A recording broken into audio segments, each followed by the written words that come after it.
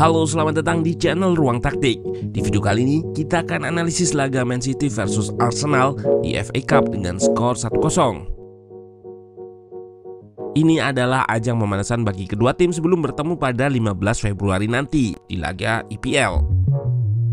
Meski bertajuk FA Cup, Pep tampil full tim jika dibandingkan Arteta yang mengistirahatkan beberapa pemain. Menggunakan formasi 3 back, Pep kembali menemukan solusi atas buntunya City, terutama di babak pertama. Gol dicetak oleh Nathan Ake yang diberi lisensi menyerang di role-nya sebagai fullback kiri dan center back kiri.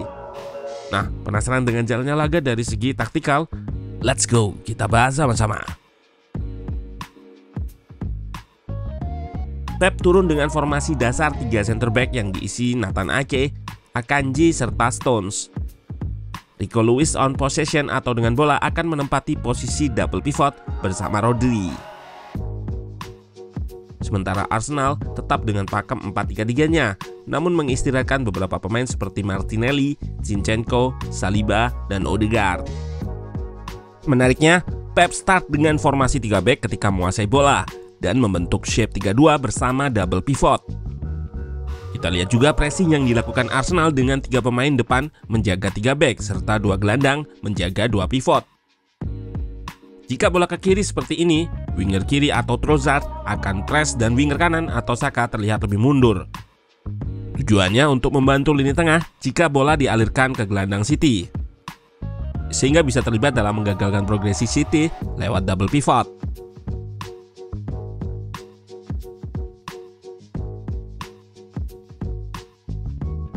Di banyak momen, City menggunakan kiper kedua mereka untuk mengurai press Arsenal.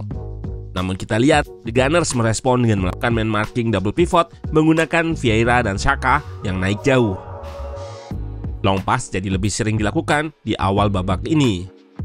City hendak mengekspos ruang yang ditinggalkan gelandang Arsenal dengan long pass-nya. Namun bisa kita lihat, back Arsenal selalu naik untuk mengisi ruang tersebut dan berduel. Bahkan di satu kesempatan bisa diubah menjadi serangan transisi yang menghasilkan shot pertama ke gawang Ortega. Duel bola dimenangkan Arsenal dan kita lihat Mahrez nggak dalam posisinya karena mengejar long pass tadi. Bola dialirkan ke Trossard yang mengekspos ruangnya. Dengan kemampuan progresinya, pemain ex-Brighton ini memancing banyak pemain City lalu mengirim cutback yang dieksekusi Tomiyasu dengan tendangan keras.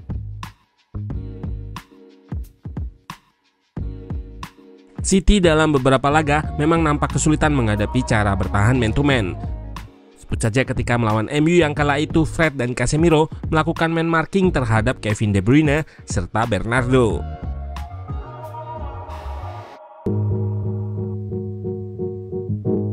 Dan pendekatan long pass yang dilakukan City kali ini juga nggak lazim. Namun Pep pun mengakui di akhir laga, ini adalah pertandingan long ball, second ball. Perebutan bola menjadi 50-50 jika terjadi second ball, dan hal ini juga yang membuat Pep memasukkan Kyle Walker untuk menggantikan Mahrez. Lalu mengganti Rico Lewis dengan Alvarez dan mengubah double pivot menjadi pemain yang punya keunggulan fisikal, yaitu Rodri dan Gundogan.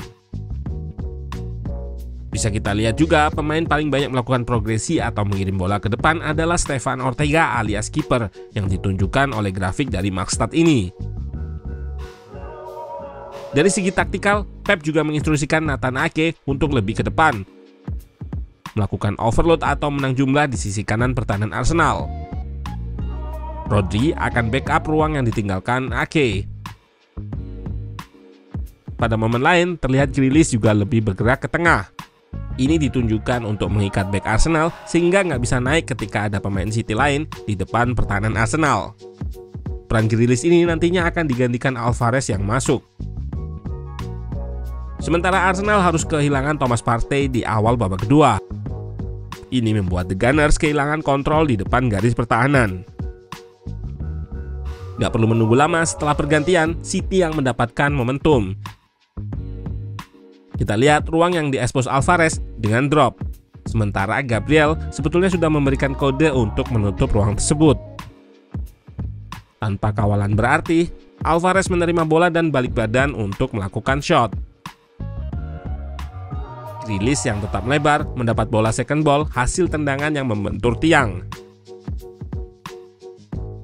Kemampuannya dalam dribble menjadi magnet untuk dua pemain Arsenal mengepungnya. Nathan Ake naik untuk mengekspos ruang yang ditinggal Saka, dan dengan umpan yang gak terduga, Grealish bisa melepaskan Ake untuk menembak ke gawang Matt Turner.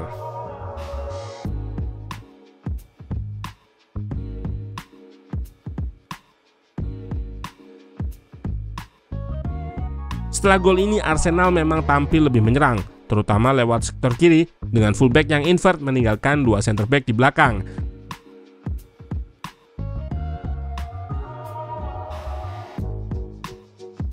Namun, crossing-crossing masih bisa digagalkan pertahanan Man City. Pun begitu, sebenarnya Arsenal pada laga ini mengirimkan sinyal bahaya bagi City jelang pertemuan keduanya nanti. Pendekatan man-to-man Arteta cukup merepotkan, terutama di babak pertama. Memang pada match ini mereka mengalami kekalahan, namun dengan skuad full team, hasil tentu akan bisa berbeda. Pun begitu, Pep dengan kejeniusannya selalu bisa menghindar dari masalah. In-game manajemennya brilian, sehingga kesulitan apapun masih bisa teratasi. Menarik untuk menunggu duel taktik kedua tim pada Februari nanti. Pep pun mengindikasikan bahwa akan bermain dengan taktik yang berbeda.